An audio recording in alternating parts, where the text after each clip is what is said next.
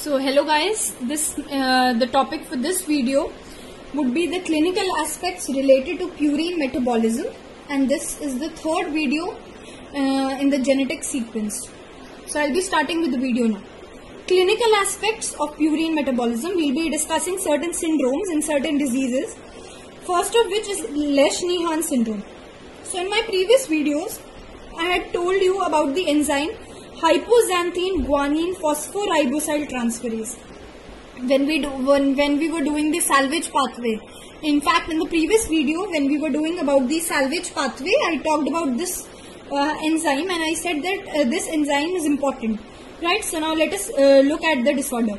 So Lesch-Nyhan syndrome is an X-linked recessive disorder, and in this syndrome, the biochemical defect is complete absence. It is complete absence of the enzyme HGPRTase, which is hypoxanthine guanine phosphoribosyl transferase. Let me explain this defect in more simple words, right? So problem क्या है, salvage pathway हो नहीं पा रहा. Salvage pathway क्या था, recycling pathway. सो क्या हो रहा है, जो प्यूरिन न्यूक्लियोटाइड्स हैं वो रिसाइकल हो नहीं पा रहे. So as a result they are accumulating the degraded purines. These are accumulating, and these degraded purines, they are entering the catabolic pathway, and as a result there is increased uric acid formation. So there is increased uric acid formation. So X-linked recessive disorder biochemical defect is complete absence of HGPRTase, and the salvage pathway is impacted. So what is the result?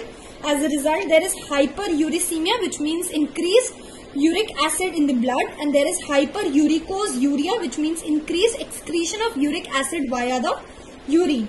And it may also accumulate and result in kidney stones, and it may cause neurological dysfunctions. Why? Because the uric acid, if it reaches somehow the brain, then it will result in decreased dopamine. So this would, although this mechanism is not clear, yet this decreased dopamine would result into the neurological dysfunctions. So how do we treat them? What is the treatment for this disease? So you can give allopurinol. Allopurinol is a drug which inhibits the enzyme xanthine oxidase. So it inhibits the enzyme xanthine oxidase. As a result, uric acid formation, that is inhibited. Another, we can do the shockwave lithotripsy. Shockwave lithotripsy can be used for treating the kidney stones, and we can also go for alkalization of the urine, because the uric acid that becomes soluble or increasing the pH. Now I found out another disorder which is very much similar to Lesch-Nyhan syndrome, which is the Cayley-Segmiller syndrome.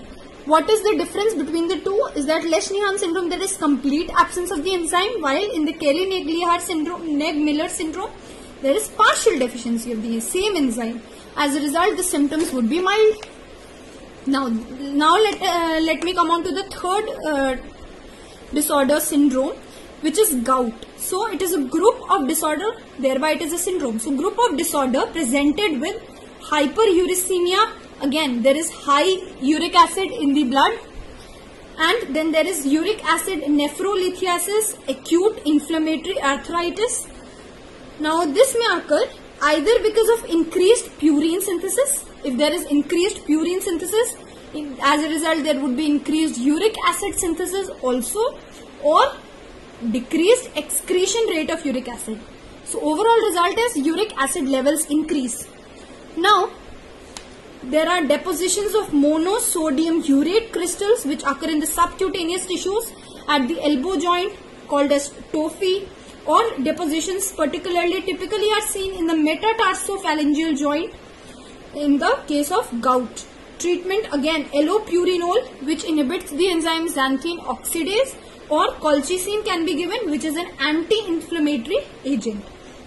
Now we come on to the fourth, which is the severe combined immunodeficiency syndrome, and this was the one which we had already done in 12th standard also. It was there in 12th standard NCERT.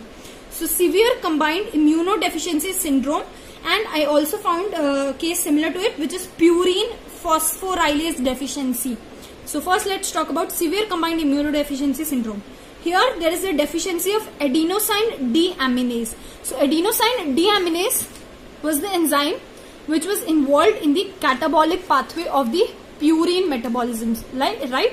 So adenosine deaminase, this is deficient in the severe combined immunodeficiency syndrome. So there is the deficiency of the enzyme adenosine deaminase. As a result, adenosine accumulates. Now this accumulated adenosine enters the pathway where it leads to the formation of its ribonucleotide form.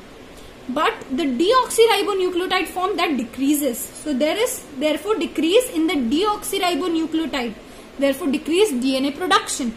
This decreases both the B and the T cells, and hence it is an immunodeficiency disorder. Okay, and this was the disorder which was first treated by gene therapy also, and Anderson was the is also called as father of gene therapy.